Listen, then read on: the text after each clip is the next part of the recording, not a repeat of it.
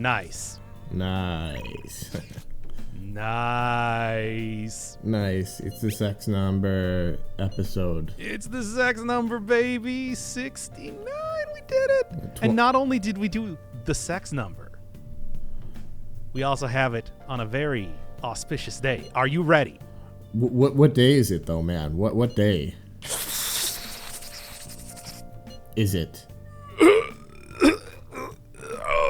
That's the kind kush, the good herb, the devil's lettuce, the pot, the marijuana, the cannabis, the jazz cigarette, the 420. Smoke weed every day.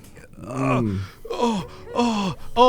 so high now. Hey. I can't even believe how I definitely know how to smoke weed. And I'm doing it right now. Hey.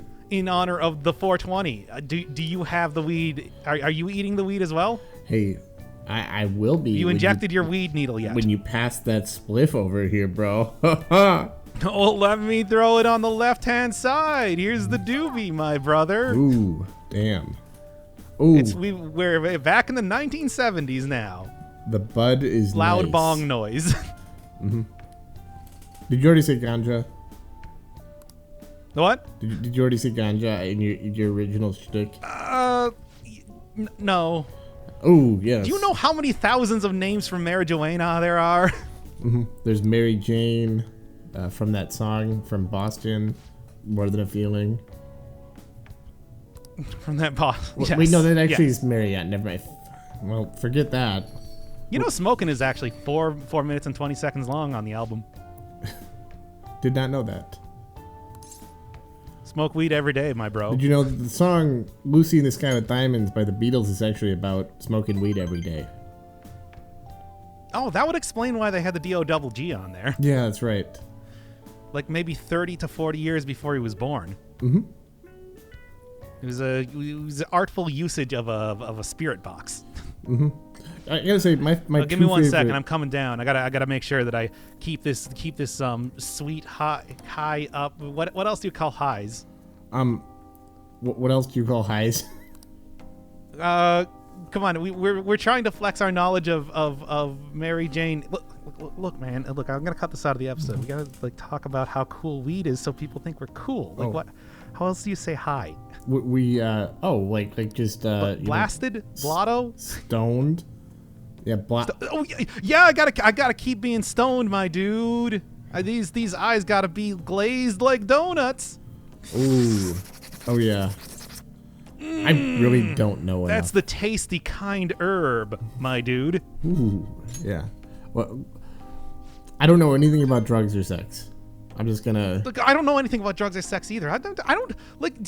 Do people actually 69? Is that like a real thing? It seems so stupid. It just doesn't. It's like sense. It's one of those things like on Urban Dictionary or whatever that like they come up with a definition and they come up with some heinous sex act and nobody ever actually does it. Like right? I've never really thought about like the biomechanics of it before, but it never has ever made sense to me. Like it's one of those things I just have to think about. And it's like, yeah, well that's the sex number, and yeah. I mean that's the sex number, but you know. Wouldn't I gotta say it's just like how if you're focusing on going to town on somebody's genitals, it's like are you actually like getting much of anything out of them going to town on your own genitals? Yeah, it feels like that just it would be a no-win situation. You'd have it would be uncomfortable. It would hurt your back and your neck at the same time somehow. You would have your nose right in somebody's butt, or on the other side you would have their balls slapping you in the face. It doesn't sound like fun. It's like that's just a fast track to getting a pair of testicle spectacles. Is it even a real act? I mean, is it like something that people actually do, or is it like a hypothetical thing? I mean, it's nice, and we all enjoy seeing the number, but I don't. Yeah, I guess oh God, we don't know how to do drugs or sex. What are we gonna do about this episode? This is the 42069 special. We gotta do something. We gotta save this. I mean, I can pretend quickly. like I'm high. That's Take easy. another big drag on your roach. Ooh. But you want to know how high I am right now? That picture of Yusuke's mom, it looks like a freaking cherry on a tree from like you know what I mean? Like it's the stem and it's like the shimmering matte. I honestly forgot that was in the background because I'm so high, my dude. High five. Oh yeah. I want some of these coffees because what are they smoking? How high did they have to be to make this? Is what I want to know. How high were they when they wrote this? Marijuana is extremely, extremely illegal in Japan. Mm-hmm. I don't think we mentioned. We've actually recorded this 420 times. This episode. We've tried so hard. I've had 420 blunts in my mouth right now. I look like that one old picture of the guy with all those cigarettes in his mouth. Oh yeah. Except they're jazz cigarettes. I don't even know how I'm talking. It's kind of weird. Mm-hmm. But yeah. Anyway, You'd be the first person to die of cannabis overdose. I did literally have CBD oil. I went out and bought it at a little health food store, and I took it before we got here. That's not psychotropic though. But I mean, yeah, my dude. How high are you right now on a scale of 1 to really high? Well, I mean, I had that whole incident, which is something we don't need to get into, where it actually was psychotropic. I still want you to get into it, but you don't want to. I mean, I can tell. I like the story. I can tell the story. It's a great story. You know, hey, baby, it's 42069. Okay. Well, you fuck it. I'll do it. Yeah. Okay. Here's what happened. We're doing this. Okay. So I have a lot of chronic health issues, and so I got a bunch of CBD oil a few years ago, and it was great. It worked for me. It made me feel a lot better. But it was a little bit expensive, so I got this one that's a little bit cheaper. From I think some manufacturer in one of the states where it's fully legal, and I got this full spectrum oil. I got the same bottle of it actually twice. This was the extra strength one, but I forgot that I bought it. So, I was. Wait, does that stuff go bad? It's like oil. I mean, well, I got the weaker version, and then I was kind of running out of that, so I got the stronger version, and I didn't remember that I had gotten the stronger version. And I mean, it's just CBD oil. So I was just like, well, I think I'm going to get a little extra dose today. So instead of instead of 2 eyedroppers full, I had 4 eyedroppers full. And that day I actually had to do a background test with the government. And so anyway, the long story short is I used the wrong bottle. So I ended up getting about 5 to 8 times as much CBD oil as I was expecting to, right? And I'd never used drugs, right? Like I mean, we're bullshitting about it, but we are not. I'll be honest right now. I'm not even entirely sure I didn't know there were different grades of CBD oil. I didn't know how you take it. I didn't know that it's like I always thought that it was non-psychotropic. I'm learning many things right now. Well, it's supposed to be. It is, and it had been for the first few times that I'd taken it. But I took about 6 to 8 times more than I was expecting, and so I was doing this interview that I was really worried about. To be honest, it was like a background check, and as I'm on the phone, I start to notice, characteristic signs of a marijuana overdose. Or no, there's no such thing as a marijuana overdose, but certainly there is. Yeah, feeling real nice, for example. But also like the glazed eyeballs and the Mary sweats, as they call them. I mean, swollen feet. I don't know. I don't know anything. You don't know anything, and I barely knew anything about this at all, except just through friends and stuff. And so I started to notice I was getting really hungry. I was like, classic munchie behavior, classic weed smoking marijuana thing, drug use, as if you ate a bunch of jazz cigarettes. And so I've set aside this morning to have this stressful conversation about my debts and finance with the government, and I have just started to notice that I may be a little bit high.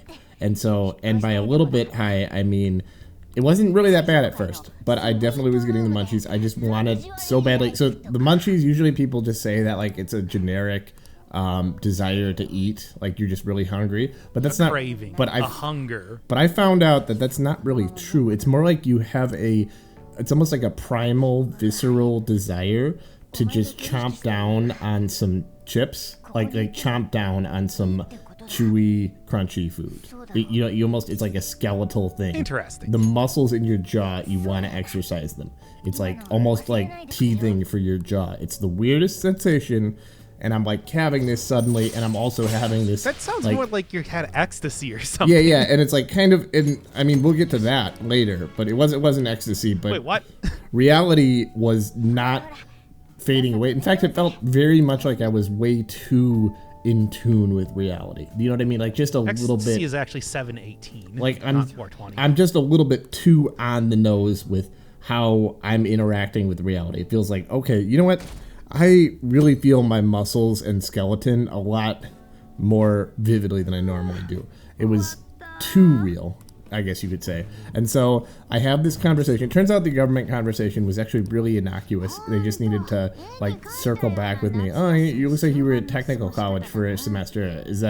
Why didn't you disclose that? And I'm like, well, because it was a fucking technical college. I didn't go there full time. I just took Didn't really classes. think about it too much. Yep, Yeah. and they're like, oh, okay. The place that you would have been able to get marijuana probably the easiest. Am I right? Am I right? Well, yeah, kids? but I was just taking night classes College. there with all the other squares who were going to businesses and jobs and full-time I've jobs. never smoked anything before. I don't, and I certainly do not know how. And it's like we're close to Illinois, but we're not that close to Illinois. Yeah, so the story is kind of anticlimactic. I'm a little bit, high, a little bit, feeling good, just kind of weird. The call goes away without any incident. It was a little bit anxiety, because I didn't know how the call would go, and it turns out, it lasted like 5 minutes. They didn't need anything from me. So I'm going to go into work and stuff.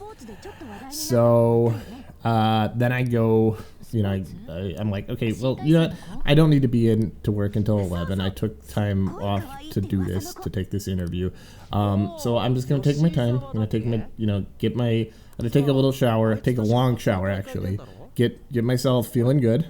And I'm just going to, go to work at a leisurely pace. And then when I went into the shower, and that's always great when you can like start a story like with a detail like that, because it's like why would you remember that? Because a few minutes into the shower, I start having like what I would describe as like a reality breaking experience. You know what I mean? Like I remember you describing it as like vivid hallucinations. Yeah. So I was actually very, very calm and rational. I was, yes, vivid hallucinations. It was kind of like, it was like a movie about somebody who was high, like just it was like a strobe light, and every other strobe light thing was like some cartoonish or like kind of bloody scene, just some weird graphics. It looks like exploding graphics in like a Looney Tunes cartoon, just kind of the spots in your eyes or something. That was in my mental vision. I was forgetting how language worked too. That was an interesting little detail.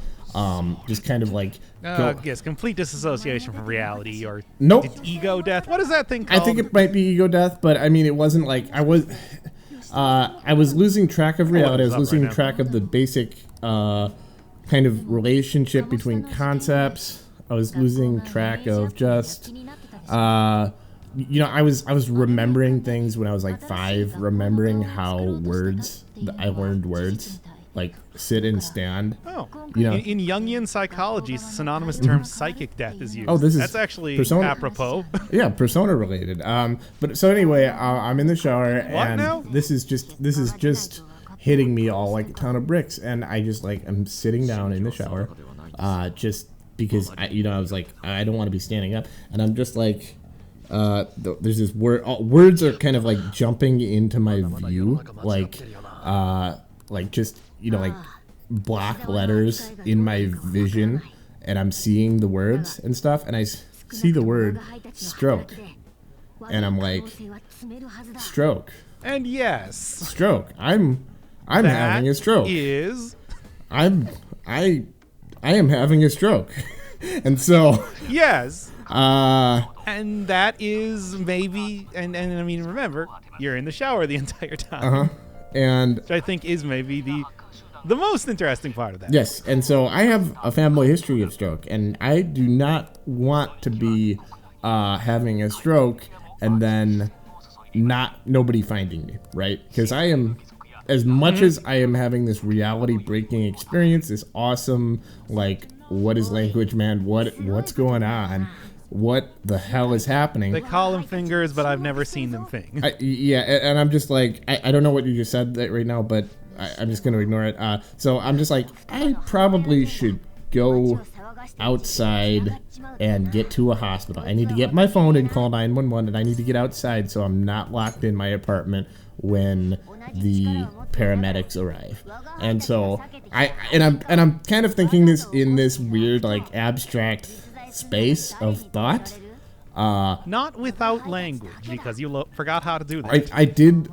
I was getting a little bit of the language back at this point, but not a lot of it. It wasn't, I was still in this weird dissociative state where I was like observing myself and observing myself having thoughts. I just knew, like, I was not thinking in terms of paramedics. I'm like, I need to get to the phone before I forget what numbers are. And so anyway, long story short, that's how I ended up in the front yard of my apartment building, completely naked, lying there waiting for paramedics to arrive. And see, that's why you don't do drugs, kids. That's right. I was actually lying about smoking weed the entire episode to try and prove a point about how uncool it is and how it puts you in positions that you don't want to be in. And See, I still have and, some unpaid medical bills from that. no sex before marriage, because 69 as well. Yeah, I mean, it's just like you thought. You came in here thinking that this was going to be an episode of debauchery and just complete, unchained, unfettered hedonism. But as it turns out, we're turning this into the Christian series that it always was. I still recommend people use drugs. That was awesome. It was funny. Well, I mean, certainly it would be a lot better if it was a bit more controlled. I mean, really, like, yeah, if I had controlled experience. First of all, why was the CBD oil making me lose track of language? That always struck. Yeah, that particular detail always struck me as like it was tainted or something at that time. I believe it's like you said, it was like the cheap stuff. From so some people I've maybe spoken to, it sounds like when you have like a tincture, which is what that's the word I was trying to think of. It's like a solution, like a suspension of oil. Apparently, if you don't shake that well, you can get the entire bottle supply, or a significant fraction of the bottle supply with 1 or 2 doses. Like it all goes into the eyedropper, and that is probably one of the things that happened. Another thing that happened is probably that it was tainted, and by full spectrum, that was really a euphemism for it had active THC ingredients in it, which is oh, I see. Yeah, and I don't know if that's true. I don't know, like, again, I don't use drugs, so I don't really know the specifics. And don't ask me, man. Yeah, but I don't know all the specifics. I'm a straight edge gamer who plays by the rules. But yeah, I think there were a lot of things going on there. My heart was actually racing, which I mean, it pretty much calmed down. When I was in the ambulance, like, I was noticing I was still doing the dissociative thing for another hour, and probably another couple hours, like, before I really felt like comfortable texting, like, my work that I wasn't gonna come in. Like, I was like worried I was gonna send something that was just so out of, so insane that they'd be like, "Oh my God, what's happening to this guy? What on earth?" Or they would suspect you of being high. Exactly. Yeah. And it was weird because, I mean, rational risk assessment, I definitely wasn't like, all throughout this, it's a completely rational. Like, you look at my actions, like, I was just, I mean, I took the time to take a comfortable shower so I could get to work at a comfortable pace, so I didn't rush myself after this stressful interview. And it's like, at the end of the day, I remember when I was in the shower, there was like a thought I had. It's like, I'm not going to work today. Work, job, no, not today. Not going to be something I'm going to do today. And you did that without language. It was amazing. It was just about in those terms, like that I just said. In that way, exactly. Like I'm One not. of these days, it is going to be legal in the States here, and I will actually figure out what the hell the whole hullabaloo is about. But God knows it's not going to be this 420.